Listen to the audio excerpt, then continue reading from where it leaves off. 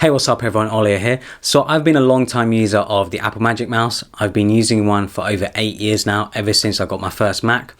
But I've heard a lot of good things about the Logitech MX Master series, so I recently picked up the MX Master 3. I've been using it as my main mouse, my main workhorse for the past week, and wanted to give you my review of it. I also want to thank Skillshare for sponsoring this video. Skillshare is an online learning platform where you can learn new skills like web design, photography, and video.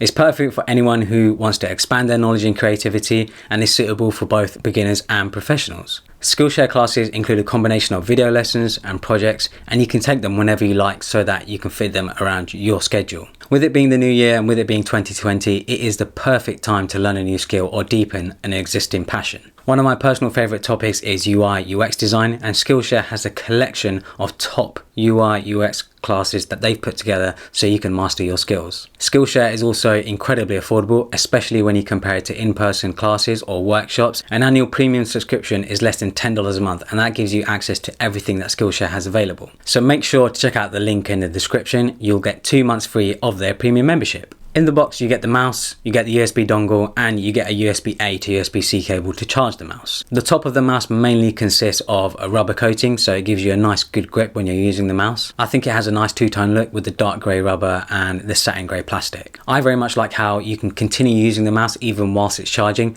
because of the placement of the USB-C port. Unlike the Magic Mouse, you can still use it whenever you want, even when your battery is low, but because the battery lasts so long, you're not actually going to be charging it that often anyway. Logitech do recommend downloading their Logi Options software to make the most of the mouse, and I highly recommend it too because it will definitely get the most out of your mouse. The bottom of the mouse has an on-off switch, and it also has a button to switch between paired devices, so you can pair up to 3 different devices, computer, laptop, tablet, whatever you want, and you can switch between them very easily. But what really makes this mouse special is the array of different buttons available at your fingertips. It does take a bit of time getting used to all the different buttons because you've got to figure out where they all are under your fingers. But once you do, and once you've learned it, it can really be amazing how productive this mouse can be. You have the traditional left and right click, very tactile, very clicky, and yeah, the sound of them falls in line with other mouses that I've used in the past.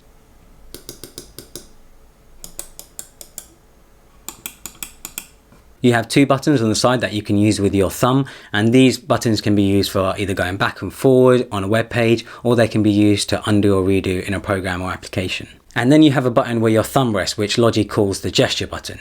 This button can be used for various things, and this is where the Logi Options software can be used to customize it how you wish. You can hold down the gesture button and then move it up, down, left or right and carry out an action. It's pretty amazing what you can do, and there are various default options, but you can make it completely custom if you like to as well. You also have the scroll wheel at the top, which Logitech have sort of redesigned to have electromagnets in it. With your traditional mouse, you have notches when you use the scroll wheel. Logitech still have this, and they use electromagnets to create the effect of notches, and it feels great. But with one click of the button behind the scroll wheel, you can change it so that it scrolls completely freely without any notches. It feels incredibly smooth, and you can just flick it to quickly scroll through pages or scroll through code. There is a scroll wheel on the side of the mouse which you can use with your thumb, and this is used to basically horizontally scroll, whether it be through a timeline or a web page or whatever else. But I wish it had a bit more vertical throw, because I feel like the mouse itself sort of gets in the way of your thumb, so you can't quickly scroll through things with it. That's my main issue with it. I think if it had a bit more vertical scroll, I'll be able to more quickly go through like my video timeline or go through like an artboard in Sketch or something like that. The mouse itself fits fantastically in my hand. My hand basically just sort of molds around it. Everyone's experience will be different, but my hand feels very comfortable on it, and I love how it's sort of slanted a little bit as well. Just makes it super easy and comfortable to use. I think overall the MX Master 3 is definitely the all-round sort of like king of productivity. With all the buttons that are available and the ability to customize them how you like, you can even customize them down to the specific applications. You can make it work for you, and it could really speed up your workflow and your productivity. And I think that's what really matters most when you get a mouse like this, because it's not cheap. It's £100, $100. That's not cheap for a mouse. But if you're someone who's working every day, who's sitting at a computer, who uses various programs, this mouse can basically just shortcut a lot of things for you. And I think that's where it becomes so powerful. The question I ask myself though is, will I switch to the MX Master 3 permanently over the Magic Mouse? And the answer to that question is no. For me personally, I find the Magic Mouse just works better for my workflow. I work in programs like Sketch, like Final Cut Pro and Lightroom, and Sketch especially, I have to pan around a lot because I have a lot of artboards, and using the MX Master 3 it works, but it just isn't quick enough. You know, I just don't find it quick enough for me. I find the Magic Mouse quicker for me. I know the MX Master 3 has lots of buttons, so you can, you know, customize a lot of things and have a lot of things on the mouse. But I've gotten used to using keyboard shortcuts and stuff.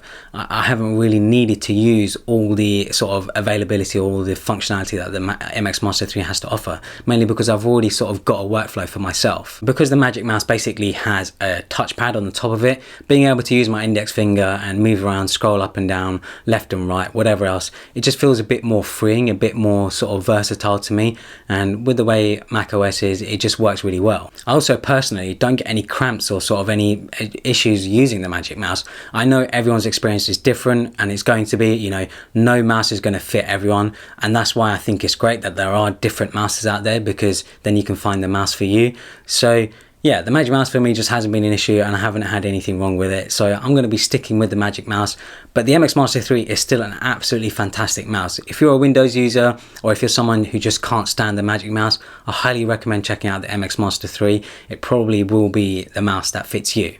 So yeah, hopefully you guys enjoyed this video. Follow me on Instagram and Twitter. Hit that subscribe button, enable notifications, whatever else you want to do. And thanks for watching.